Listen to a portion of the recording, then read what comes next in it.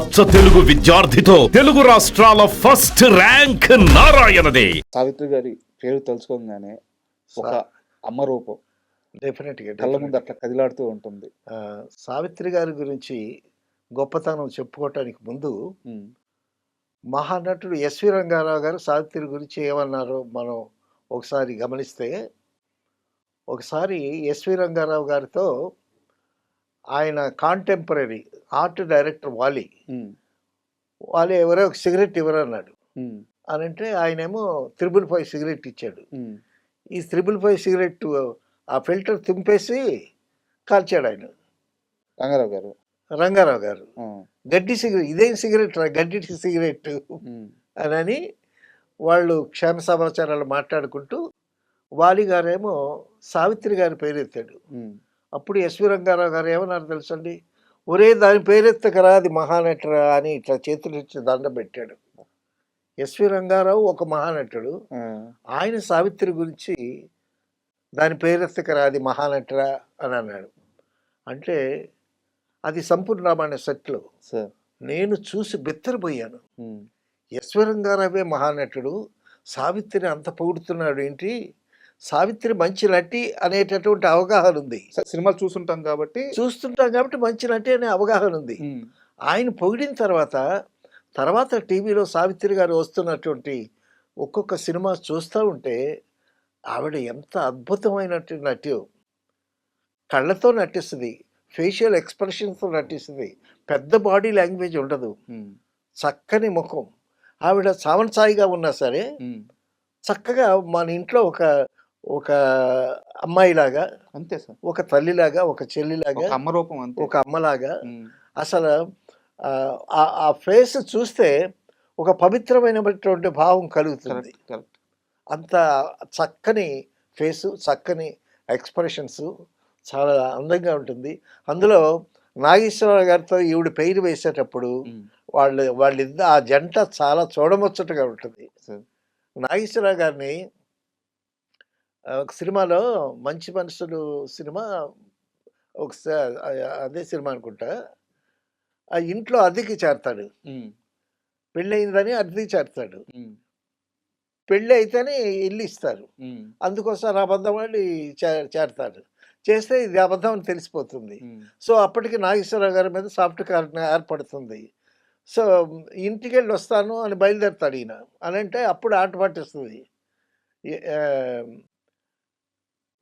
ఎక్కడికి వెళ్తారు, ఇంటికి వెళ్తారని అక్కడ ఒక మంచి పాట కూడా ఉంది. ఏమండో ఈ శ్రీవారు ఒక చిన్న మాట, ఏ ఊరు వెళతారు ఏది కాని వేళ, పసివాని చూచుటకి తొందర, మై మరచి ముద్దడి లాలింతురా జోహాయి. ఆయన నాగేశ్వర గారికి పెళ్లి కాలేదు, అక్కడ పెళ్ళం లేదు, బిడ్డ పుట్టడం లేదు. సో ఆ విషయం తెలిసి నాగేశ్వరరావు గారిని భలే చక్కగా ఆట పట్టేస్తుంది. ఆ దృశ్యం చూస్తే ఎంతో బాగుంటుంది. తర్వాత లాస్ట్లో అంటుంది, కపటాలు మానేసి నా మదిలోన కాపురము ఉండాలి కలకాలం అని సాంగ్ ఫినిష్ చేస్తుంది. సో సావిత్రి నాగేశ్వరరావు గారి జంట మాత్రం చాలా చూడముచ్చటగా ఉంటుందండి. విజయనగరంలో నేను చదువుకుంటున్నాను, అప్పుడు నేను 8th క్లాస్ ఏదో చదువుతున్నాను. విజయనగరం మ్యూజిక్ కాలేజ్లో మా పిన్ని గారు వీణ నేర్చుకుంటున్నారు. వీళ్ళు 100 days ఫంక్షన్కి వచ్చారు. మా ఇంటి ముందు నుంచే కారు వెళ్ళింది. అందులో సావిత్రిని చూసింది మా ఆంటీ. సావిత్రి సావిత్రి సావిత్రి అనేసరి కారు వెళ్ళిపోయింది. మమ్మల్ని అందరినీ సావిత్రి చూసామంటే అచ్చం సినిమాలోలాగే ఉంది అని అంటుంది. మరి సావిత్రి సావిత్రి లాగా ఉండకుండా ఎలా ఉంటుంది? ప్రజలు అంత క్రేజ్. సావిత్రి అంటే అసలు ఒక ఇంట్లో మనిషి కన్నా ఎక్కువగా చూసేవాళ్ళు, ప్రేమించేవాళ్ళు. మీరు వారితో కలిసి పనిచేసిన సినిమా ఏంటి సార్? నేను అసలు ఫస్ట్ ఎంటర్ అవ్వటమే సావిత్రి గారి సినిమాతో ఎంటర్ అయ్యాను నేను. నిండు దంపతుల సినిమా. ఓకే. రామారావు గారు, సావిత్రి, చంద్రమోహను, బాలయ్య గారు, తర్వాత రాజబాబు, రమాప్రభ, చంద్రమోహను, వాళ్ళందరూ నిండు దంపతులు అంటే నిండుగా ఉండేది ఆర్టిస్టులు అందరూ. అందులో గమ్మత్తైన విషయం ఏంటంటే ఎస్ఎస్ లాల్ కెమెరామెన్, విశ్వనాథ్ గారు డైరెక్టర్, రామారావు గారు, సావిత్రి గారు ఒక పెయిర్ అనమాట. అక్కడ ఒక చెట్టు ఉంటుంది. ఆ చెట్టు చుట్టూ ఒక దిమ్మ ఉంటుంది. ఆ దిమ్మ మీద సావిత్రి గారు కూర్చుంటారు. సావిత్రి గారు కూర్చుంటే, ఆ దిమ్మకి ఒక పక్క సావిత్రి గారు కూర్చుంటారు. రెండో పక్క గ్యాప్ ఉంటుంది. ఎన్టీ రామారావు గారొచ్చి ఆ గ్యాప్‌లో కూర్చుంటారు.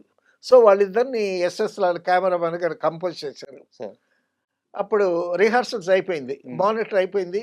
ఓకే. టేక్ అని అన్నారు. ఓకే బ్రదర్ అని రామారావు గారేమో బ్రదర్ టేక్‌లో మసాలా వేస్తాం అని అన్నారు. హ్మ్. అనేసరికి విశ్వనాథ్ గారు ఓకే బ్రదర్ అని అన్నాడు. స్టార్ట్ కెమెరా యాక్షన్ లైట్స్ అనేసరికి యాక్షన్ అనేసరికి రామారావు గారు వచ్చారు. సావిత్రిని ఇలా అన్నారు ఆ! భుజం మీద. కూర్చునేటప్పుడు. ఆవిడ ఆల్రెడీ కూర్చొని ఆ! ఉంటుంది. ఈ పక్క స్పేస్‌లో రామారావు గారు వచ్చి కూర్చోవాలి. ఆ! కూర్చోవటానికి ముందు భుజం మీద ఇట్ట అన్నారు. ఆ! అనేసరికి ఆ దిమ్మ మీద నుంచి సావిత్రి పడిపోయింది అయ్యో! కిందకి. ఎస్ఎస్ రావు కెమెరామెన్ గారు సావిత్రేది, సావిత్రేది, సావిత్రేది అని అంటున్నాడు. సో, మళ్ళా కూర్చోబెట్టి హ్మ్. తర్వాత రామారావు గారు ఆవిడని లేవదీసి హ్మ్. ఆవిడంటే రామారావు గారికి, నాగేశ్వరరావుకి ప్రక్కన ఆర్టిస్టులకి ఎంత ప్రేమో, ఎంత అభిమానమో. ఒక సొంత మనిషిని తర్వాత సావిత్రి గారు సెట్‌లో ఉంటే రమాప్రభ, లక్ష్మి, రాజబాబు, చంద్రమోహన్ వీళ్ళంతా చేరి అమ్మ, అమ్మ అని ఆ! ఎంత అభిమానమో సావిత్రి అంటే. హ్మ్. తర్వాత ఆ ఆర్టిస్ట్‌లే కాదండి. జనాలు ఎంత చేసుకున్నారు సావిత్రి గారిని. సావన్ సాయిగా ఉంటదావిడ. కానీ ఫేస్ మాత్రం ఎక్స్‌ప్రెషన్స్ అవును. మాత్రం కళ్ళతో మాట్లాడుద్దండి.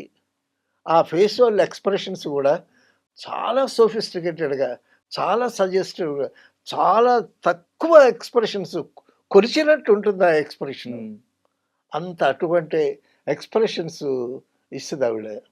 ఆవిడ ఎక్స్‌ప్రెషన్స్ చూడాలి అంటే తర్వాత ఒక మిక్స్‌డ్ ఎమోషన్ ఎక్స్‌ప్రెషన్ ఇవ్వాలి అంటే హ్యాట్స్ ఆఫ్ అంటే సావిత్రి.